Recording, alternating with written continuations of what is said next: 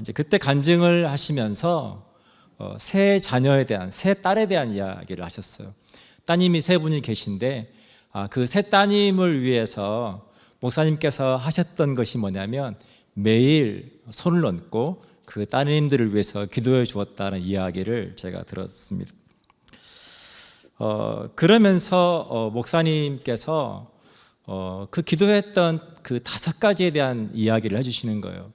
근데 매일 똑같은 기도 제목으로 계속해서 아이들이 성장할 때까지 같은 기도를 했다는 거예요. 그러면서 기도 5가지 소개해 주는데 그 첫 번째가 뭐냐면 건강하게 자라게 해 주옵소서. 두 번째가 지혜롭게 자라게 해 주십시오. 세상에 지식은 핸드폰만 열면 얼마든지 얻을 수 있지만 그러나 그것을 통해서 하나님의 뜻이 무엇인지 분별하는 그 지혜를 주십시오. 그 세 번째가 사람과, 네 번째가 하나님 앞에서 사랑스러워 가게 해 주십시오. 오늘 저희가 함께 읽었던 예수님에 대한 이야기죠. 그리고 이제 거기에 하나를 덧붙여서 5가지 중에 마지막이 뭐냐면 아브라함의 축복을 덧붙여서 내가 너를 축복하리니 내가 모든 사람에게 축복이 되리라. 아멘. 저와 여러분의 가정 가운데 정말 특별히 여러분들이 자녀를 양육할 때 여러분 이 기도를 통해 여러분 자녀들을 축복할 수 있으면 좋겠습니다. 우리 아이들이 건강하게 자라고 지혜롭게 자라고 사람과 하나님 앞에서 사랑스러워 가고 우리 아이들이 모든 사람에게 축복이 되는 그러한 삶을 통해 정말 저와 여러분의 인생이 그렇게 하나님 앞에 귀하게 쓰임받는 복된 믿음의 삶 되기를 축복합니다. 근데 이제 따님 중에 한 분이 나오셔서 이제 아버지이신, 그러니까 목사님이시지만 아버지로서의 목사님에 대해서 소개를 하는데 이 두 분이 서로 정립하고 있는 이 관계, 그 관계가 2단어로 돼 있었어요. 하나는 뭐냐면 영광이고 하나는 특권이었습니다. 그러니까 따님 입장에서 아버지께서 내 아버지이신 것이 제게 영광이었고 제게 특권이었습니다. 목사님의 입장에서 따님, 새 따님을 양육했던 것이 내게 영광이었고 내게 특권이었다. 저희가 그리스도인으로서 삶을 살아갈 때 모든 관계, 하나님께서 우리에게 허락하신 모든 관계가 영광이요 특권이라고 하는 거 여러분 기억하시면 좋겠어요. 하나님께서 우리를 그분의 자녀로 부르시고 우리 매일의 삶 가운데 함께 동행하시고 우리의 삶을 통해 그분의 뜻을 이루어 가시는 그것이 영광이고 특권이라고 하는 것. 우리가 함께 양무리 공동체의 지체가 되어서 우리가 서로 함께 예배하고 함께 섬길 수 있는 것이 영광이고 특권이고 또 여러분이 부모로서 자녀를 양육할 수 있는 그것이 또 여러분에게 영광이요 특권이고 여러분의 모든 관계 속에 하나님께서 허락하신 모든 삶의 영역들이 영광이요 특권이라고 하는 것을 여러분 기억하시면 좋겠습니다. 우리가 하나님을 알지 못하던 때에 내가 중심이 되어서 우리는 살아갑니다. 그리고 하나님께서 내게 맡겨주신 것을 알지 못하고 하나님과 전혀 무관하게 살아가던 삶이었죠. 근데 우리가 그리스도인이 되었다라고 하는 말의 의미는 뭐냐면 하나님께서 내 삶의 모든 것들을 맡겨주셨다라고 하는 청지기적인 사명을 가지고 제가 살아가는 삶이라고 하는 것입니다. 그래서 우리가 하나님을 만난 이후에 우리의 삶은 그 이전의 삶의 방식과는 전혀 다른 관점과 전혀 다른 방식으로 제가 삶을 살아가게 된다라고 하는 것이죠. 그래서 우리가 늘 하나님 앞에 하나님 제가 어떻게 살기를 원하십니까?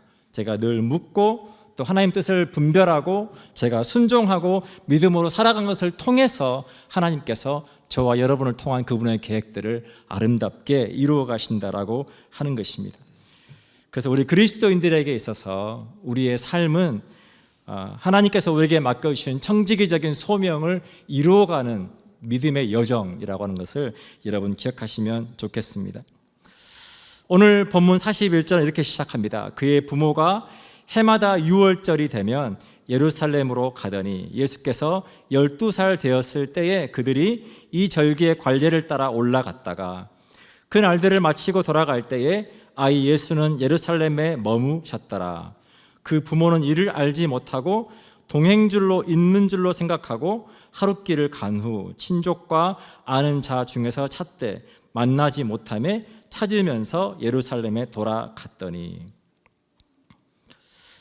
오늘 예수님의 부모였던 요셉과 마리아에게 정말 두 번 다시 경험하고 싶지 않은 큰 사건이 일어납니다. 여러분들이 부모로서 아이를 양육하고 있다면 지금 이 상황이 얼마나 어려운 상황인지 이해가 되실 거예요.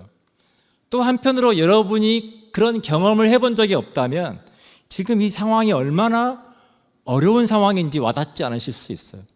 저도 간접적으로 비슷한 경험을 해본 적이 있어서 지금 사흘 동안 아들을 잃어버렸는데 그 아들을 찾지 못하고 있는 이 상황이 부모에게 있어서 얼마나 어려운 상황인지.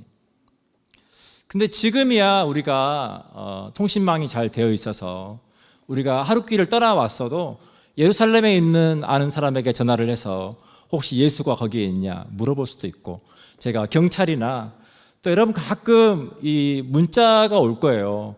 미아를 찾고 있다라고 하는 문자가 긴급 메시지로 여러분들에게 와서 어떤 옷을 입고 있고 이름이 뭐고 나이가 몇 세인데 지금 그 아이를 찾고 있다.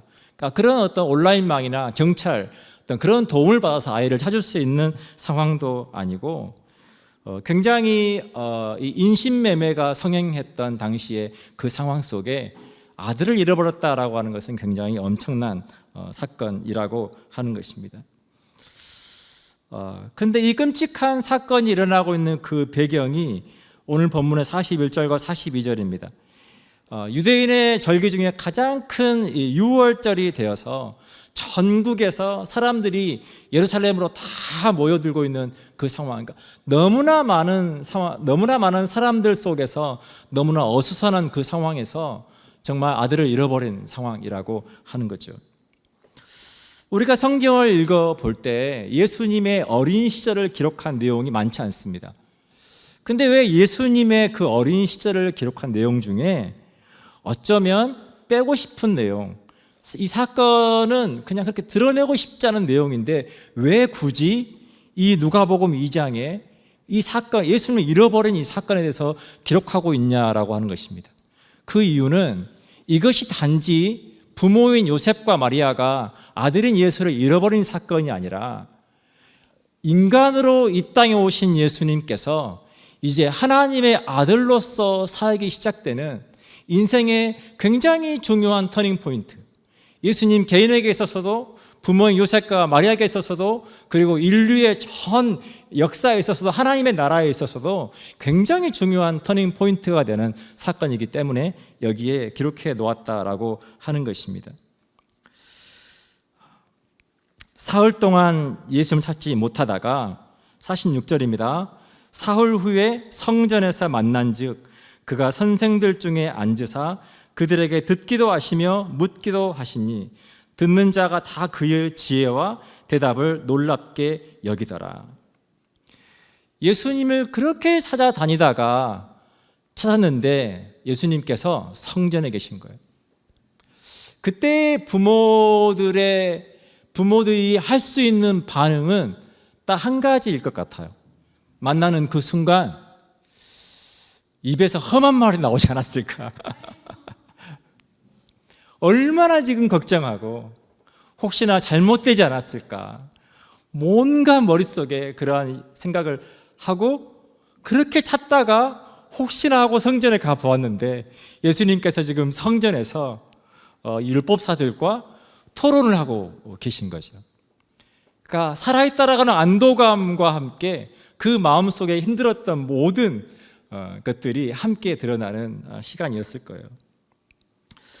근데 사랑하는 여러분, 이 본문의 내용 속에서 오늘 하나님께서 저와 여러분에게 주기 원하시는 메시지는 뭐냐면 우리의 삶 가운데 뜻하지 않은 그러한 고난을 만날 때가 있다라고 하는 거예요.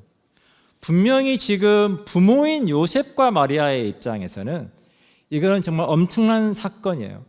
두 번 다시 겪고 싶지 않은, 기억하고 싶지 않은 끔찍한 사건이에요. 그런데 왜 그들이 그 고난을 만났느냐라고 하는 거죠.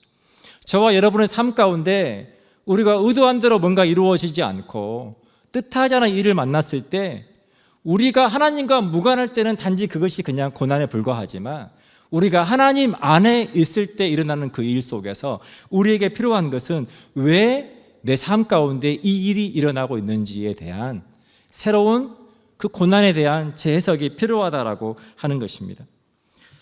제가 한국에 나갔을 때 우연히 도서관에서 한국교회의 미래지도라고 하는 책을 발견하고 그 책을 읽은 적이 있어요.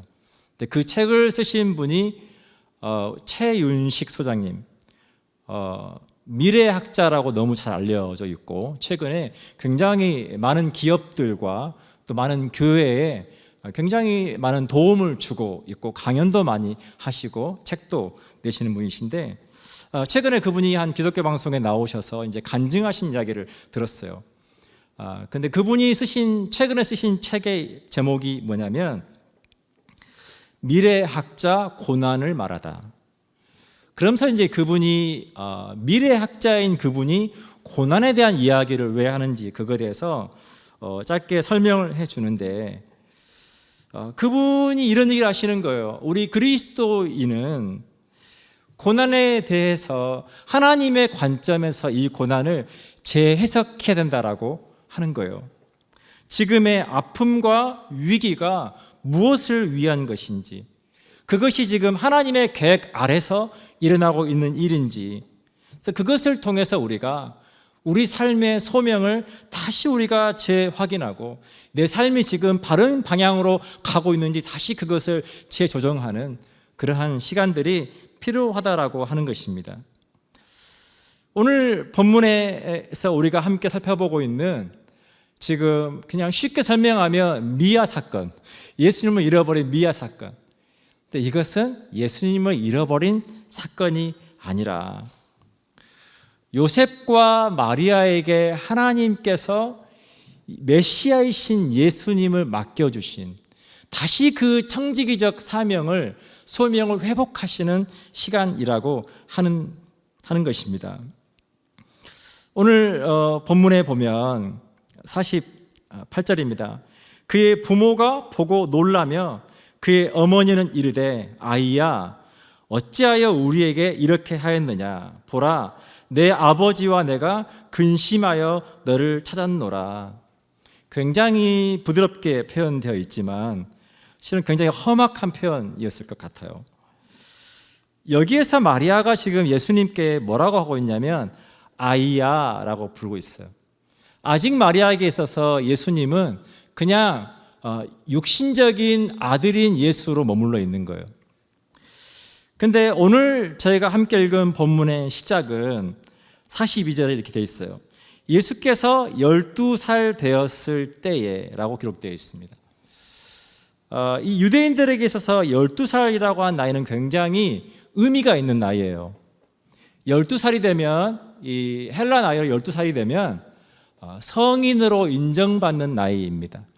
그래서 많은 학자들이 당시 예수님께서 예루살렘에서 성인식을 하시지 않았을까 이제 그러면서 함께 살펴볼 수 있는 내용이 뭐냐면 지금 유대 문화에서는 성인이 되지 않으면 성전에서 율법사들과 함께 토론을 할 수가 없어요. 그러니까 이제 성인이 되어서 그 자격을 가지고 신앙에 대한 종교적인 이야기를 할 수 있는 나이가 예수님께서 되셨다는 것을 저희가 알 수 있다라고 하는 것입니다.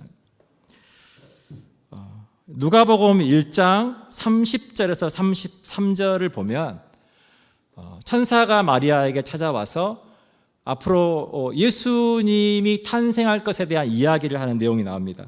제가 읽어드릴게요.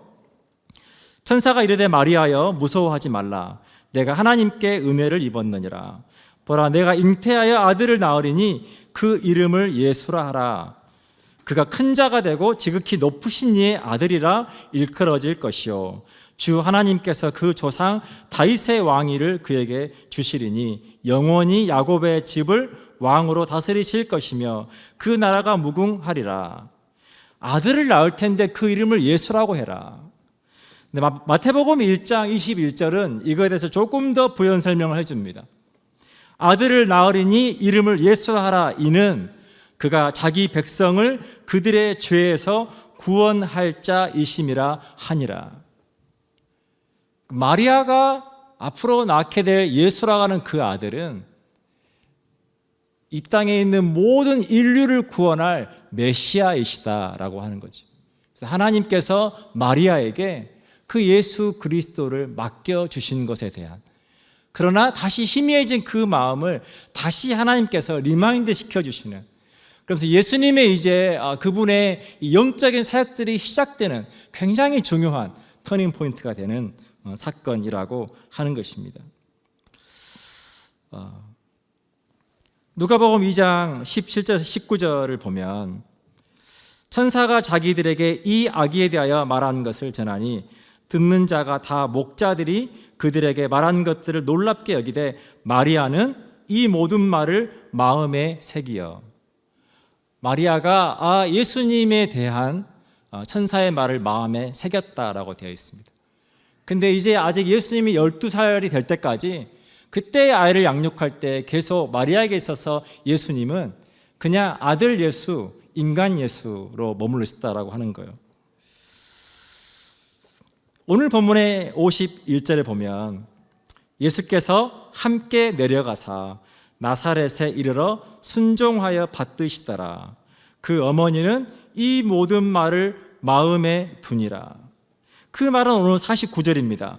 예수께서 이르시되 어찌하여 나를 찾으셨나이까? 내가 내 아버지 집에 있어야 될 줄을 알지 못하셨나이까? 하시니, 이제는 하나님의 아들이신 예수님, 이제는 아이인 예수가 아니라 그리스도인 모든 백성들을 위한 정말 하나님이셨지만 이 땅에 인간으로 오셔서 십자가의 그 소명을 감당해서 오신 예수 그리스도로서의 그분의 삶이 시작되고 있다라고 하는 것을 저희들에게 보여주고 있다는 것입니다.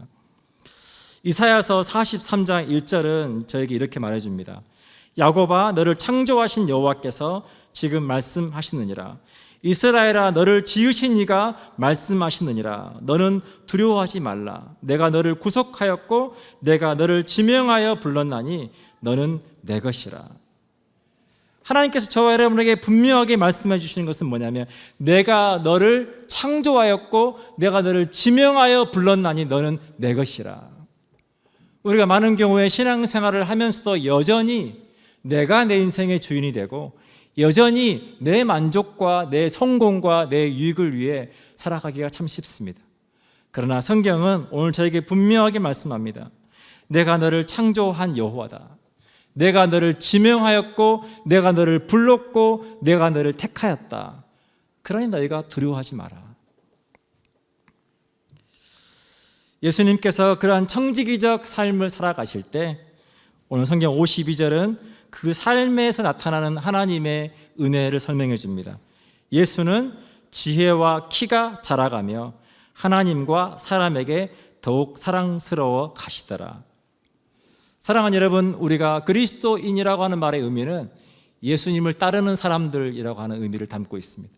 저와 여러분의 삶 가운데 우리가 하나님 앞에, 사람 앞에 더욱 사랑스러워져 가는 그러한 복된 삶 되시기를 축복합니다. 오늘 이야기를 통해서 하나님은 저와 여러분에게 분명하게 물어보십니다. 여러분의 소명은 무엇입니까? 하나님께서 여러분에게 허락하신 그 삶의 모든 것들을 통해서 하나님께서 이루시기 원하시는 하나님의 소명은 무엇입니까? 여러분, 그 소명을 깨닫고 그 소명 안에서 살아가심으로 말미암아서 하나님 앞에, 사람 앞에 그렇게 사랑받고 그 사랑을 누군가에게 나누고 전하는 복된 믿음의 삶 되시기를 축복합니다. 이 시간 함께 기도하겠습니다.